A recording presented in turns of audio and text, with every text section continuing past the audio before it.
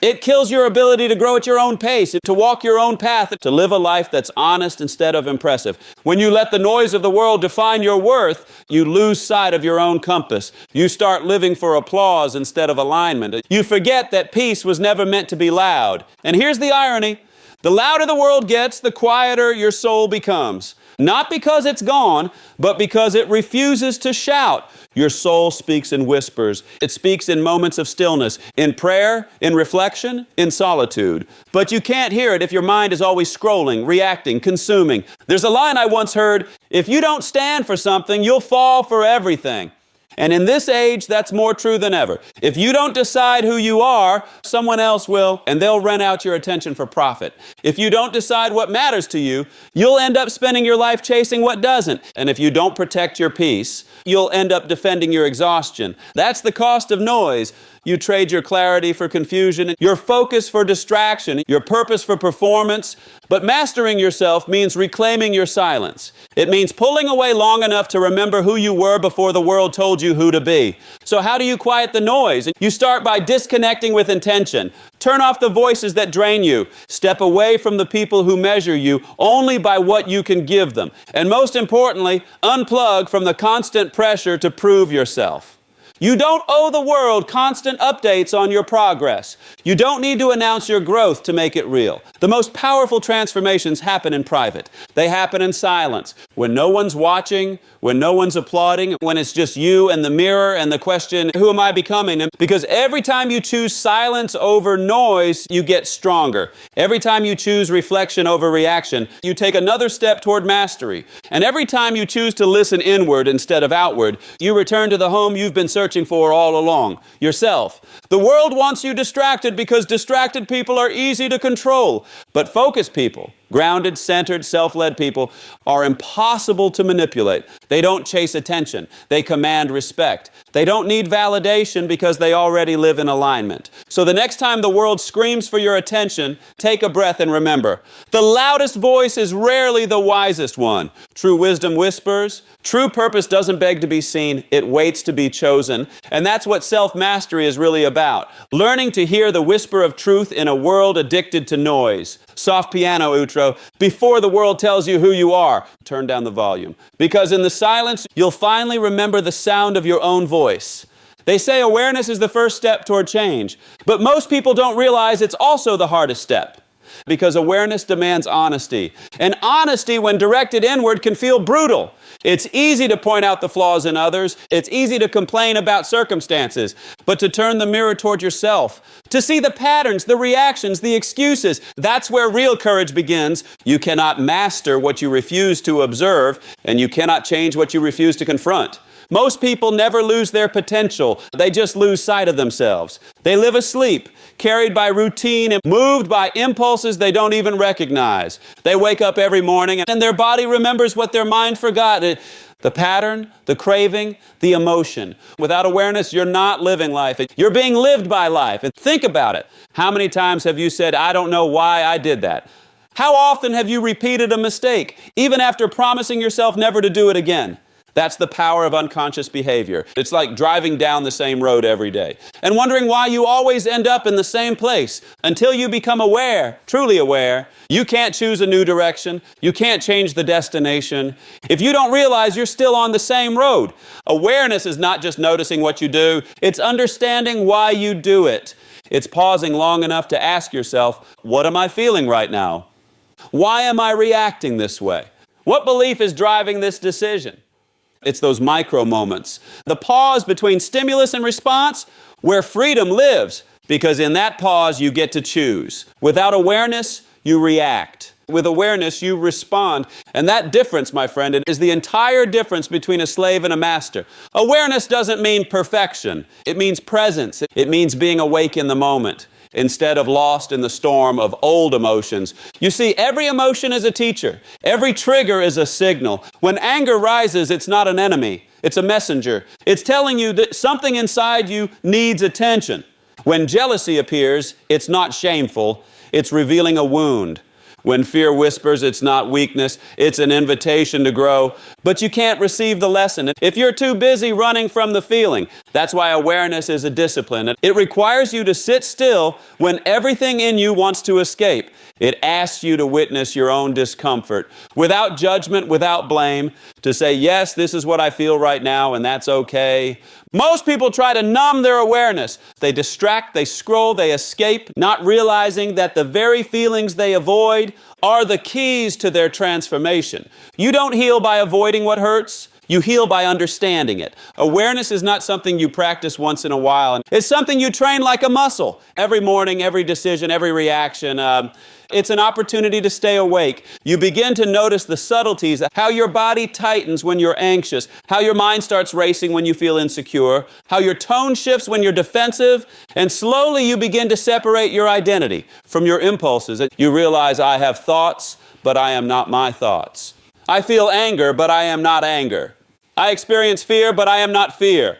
That shift from identification to observation is the essence of self-mastery. Because when you can observe a feeling without becoming it, you gain power over it. You stop being a puppet pulled by emotion and start being the puppeteer. Calm, deliberate, aware. And that awareness spreads and it changes how you speak, how you act, how you decide. You become more intentional, less reactive, more grounded, less swayed by noise. People around you will notice it. They'll say, you've changed. But what they really mean is you've woken up. Soft background swell, and that awakening, that daily discipline of noticing, becomes your anchor in a chaotic world. And you start to understand that awareness is not passive. It's powerful. It's the gateway to discipline, to change, to peace. Because once you can see your patterns clearly, you can choose differently. And once you choose differently, you begin to live differently. That's when you stop fighting life and start mastering it. So make awareness your daily practice. Not just when things go wrong, but when things are quiet. Sit with your thoughts. Listen to your inner dialogue. Write down what you feel. Ask, is this thought serving the person I want to become? Because that question, and asked consistently, will do more for your life than any motivational quote ever could. But with consciousness, awareness is the doorway. Step through it every day. Once awareness takes root, a new question arises. Who am I now and who am I becoming? Because awareness without direction is like turning on the light, but never deciding where to walk. You see what's there, but you don't yet move. This is the stage where transformation begins, the rewriting of your internal script. Every one of us lives by an invisible story, a belief about who we are and what we're capable of. Most people never realize that story was written for them long before they could hold the pen. Your parents wrote the first lines. Your teachers added a few more. The world filled in the rest with expectations, fear, and comparisons. But somewhere along the way, that script stopped fitting you. You outgrew it, but you kept reading from the same page. To master yourself, you must rewrite that story, and the ink you use is called discipline. Discipline is not about punishment. It's not about forcing yourself to do what you hate. It's about alignment. Aligning your daily actions with the person you say you want to be. Think about that. Every action you take is a vote for the identity you're becoming. When you say, I'm not a morning person, and hit snooze, you're voting for comfort. When you say, I'm someone who keeps promises to myself and get up anyway, you're voting for mastery. Every small choice adds up. Each repetition strengthens the identity behind it. Discipline is how you cast your vote for the future version of you. But here's where most people struggle. They think discipline is something you do when you feel motivated. Discipline is what you do when motivation has long gone silent. It's the bridge between who you are and who you're becoming. It's what separates the talkers from the transformers. Soft drumbeat enters like a heartbeat.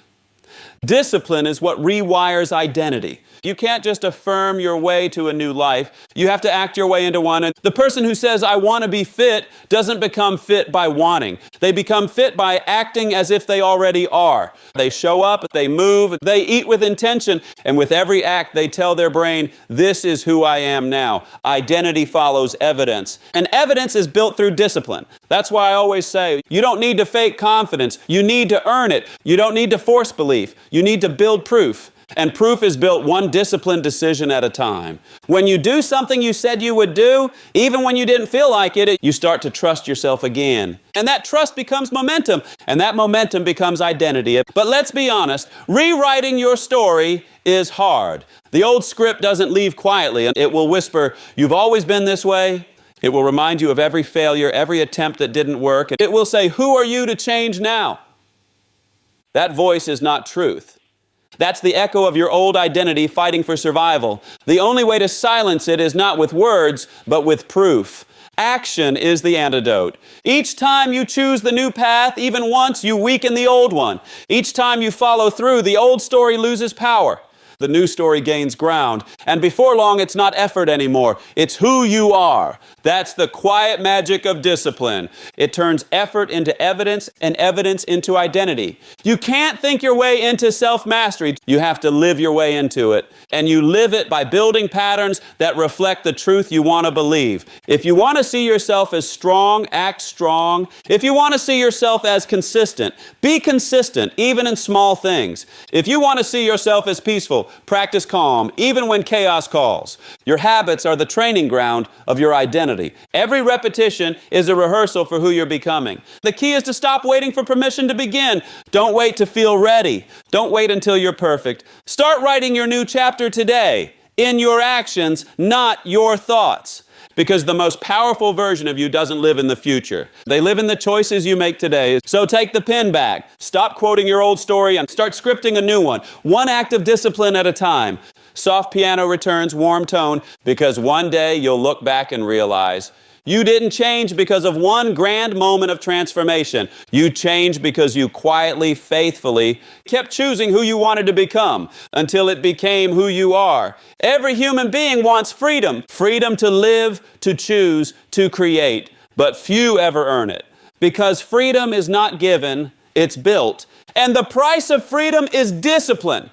At first, that sounds like a contradiction, doesn't it? We're taught that freedom means doing whatever we want, but that's not freedom. That's indulgence. And indulgence over time becomes another form of slavery. The person who eats whatever they want becomes a slave to their appetite. The person who spends without thought becomes a slave to their debt. The person who says yes to everything becomes a slave to everyone else's expectations. That's not freedom. That's chaos dressed up as choice. True freedom is built through boundaries. It's the ability to say no, not because you're restricted, but because you are directed. Discipline is what gives you direction. It turns your time into a tool instead of a trap. It transforms fleeting desire into focused energy. It teaches you the rarest skill of all, the ability to govern yourself. Because if you cannot command your impulses will command you. If you cannot control your attention, the world will control it for you. If you cannot manage your emotions, someone else will manipulate them. Freedom without discipline is just permission to stay the same. But freedom built on discipline, that's liberation. Soft piano joins, reflective, steady. I learned this the hard way. For years, I thought freedom meant escape. Escape from structure, from rules, from responsibility.